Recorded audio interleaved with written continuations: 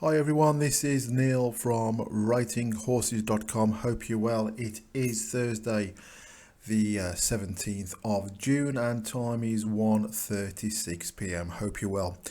First of all, apologies. Obviously, Royal Ascot has been on now for a few days, and as norm with the big festivals and big races, I like to give my personal input into the main races.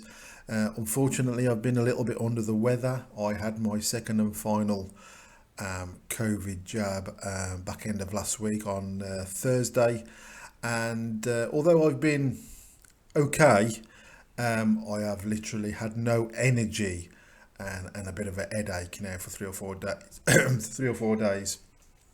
All right in myself, but just lacking energy, and I've just been taking it easy, chilling out, and lying on the sofa watching Royal Ascot, as I dare say you all have as well. So today, feeling a little bit brighter, so I thought I'd come on board and just go through the main race of the day, which of course is the Gold Cup, and see if we can find a bit of value.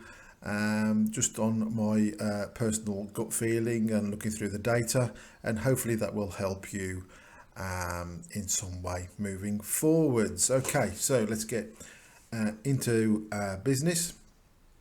And the Gold Cup, I think, is the third or fourth race of the day. Here we are, the 4:15. Running over 2 miles 3, so obviously the data, there's no data bias on this race, and as we could probably expect, Stradavrius is well clear on the ratings. Indeed was clear on the top R1 and the top R2, and has a total rating of 22. Trushan has 14, Serpentine 13, Laef Road 11, and Santiago 11.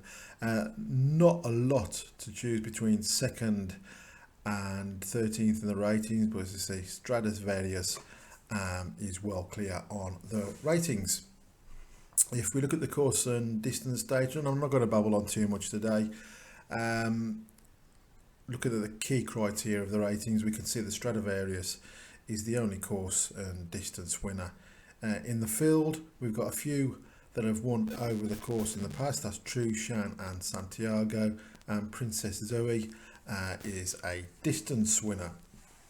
On the OF, which is the in-house algorithm, we can see that Stradavrius is top, Trushan and Serpentine are joint second, and we've got joint fourth with Subjectivist and Santiago in fourth, joint fourth.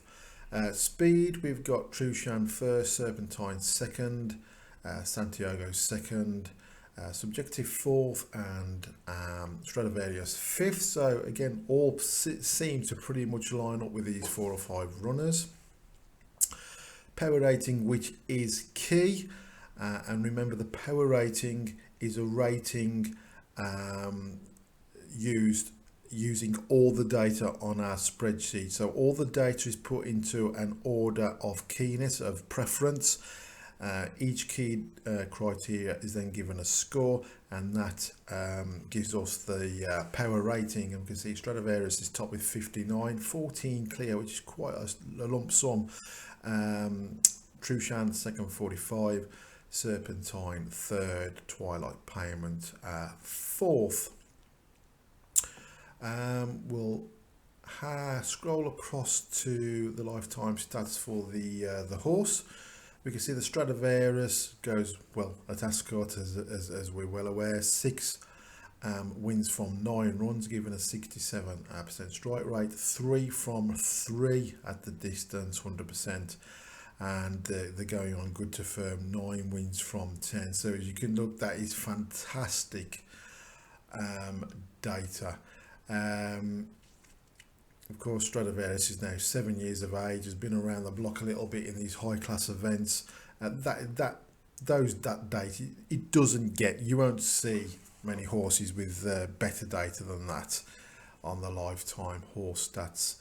We can see that Trushan is 1-1 over the course, as is Santiago. The only distance winner says Princess Zoe.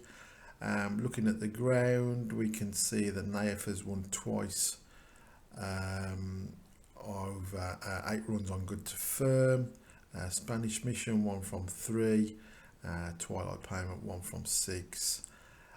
So although there's not much, of course, data to go on here, but it's very difficult to get away from the fantastic Stradavrius. If we look at the trainer and jockey stats, we can see that trainer John and Thadi Gosgun has 7 wins from 39 in the last 14 days.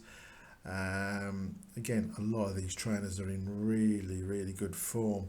Andrea Subiric, 2 wins from 7, 29% strike rate. Jockeys, William Buick, 17 winners from 61 in the last 14 days, giving us 28% strike rate. Indeed, if you'd have backed Williams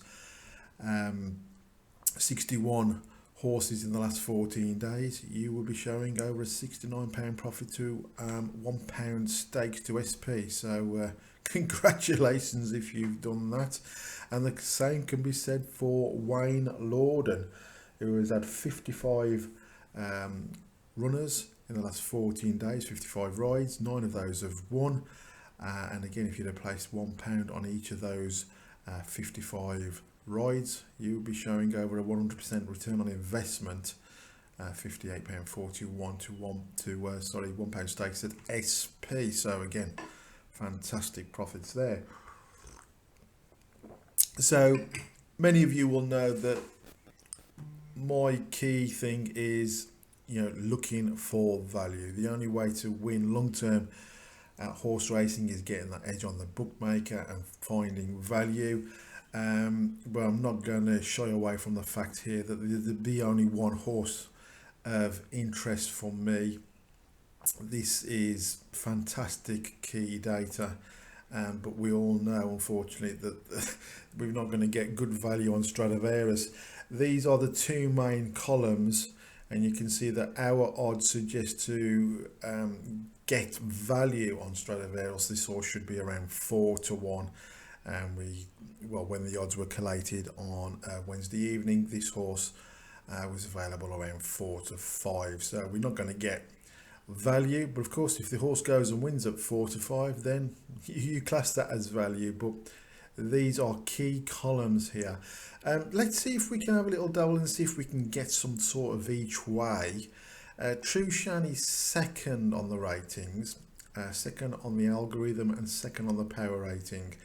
Our odds suggest this horse should be around 11-2 or bigger to offer value, and Trushan was available at 8-1 on Wednesday evening when the ratings were collated, so that would suggest that this horse is value.